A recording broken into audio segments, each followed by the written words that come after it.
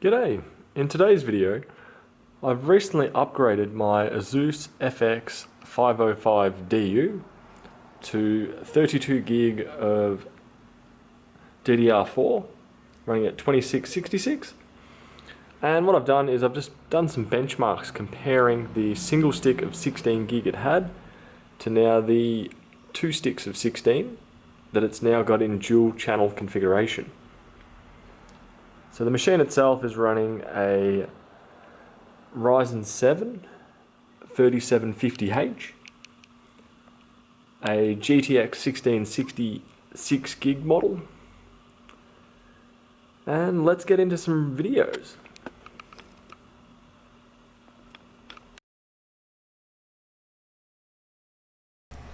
So the first game that I'm testing is Counter-Strike Global Offensive. And on this one I had most of the settings set to high. And when the benchmark does begin, I will be splitting the screen. On the left hand side will be the single channel memory test, and on the right hand side will be the dual channel test. Granted, I couldn't quite sync up Counter-Strike completely. With a very slim lead, the dual channel did perform slightly better, but nowhere near the effect that I was actually expecting with this. So I'm going to let the video proceed from here, and I'll be back in just a couple of minutes.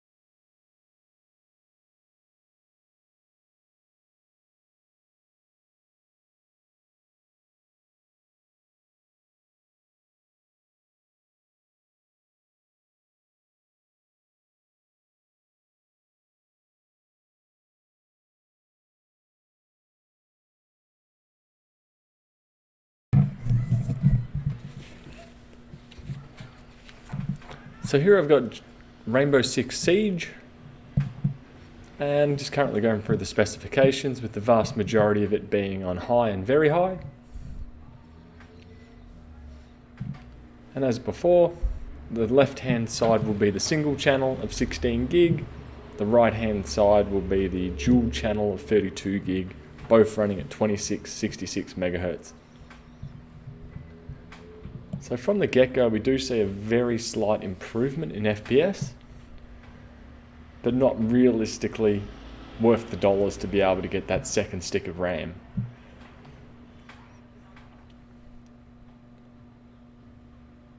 At the end of the video, I will be showing the single stick of RAM, or the single channel results, and the dual channel results will be played after that.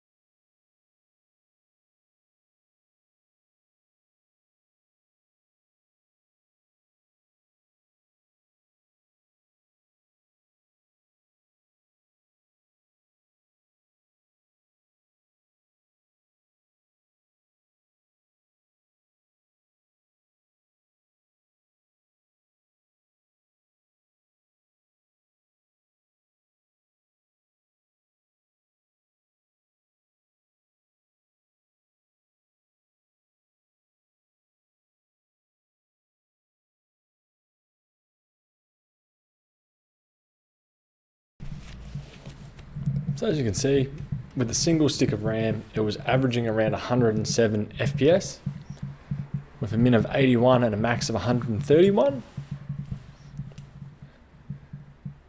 And now I'll just switch this over.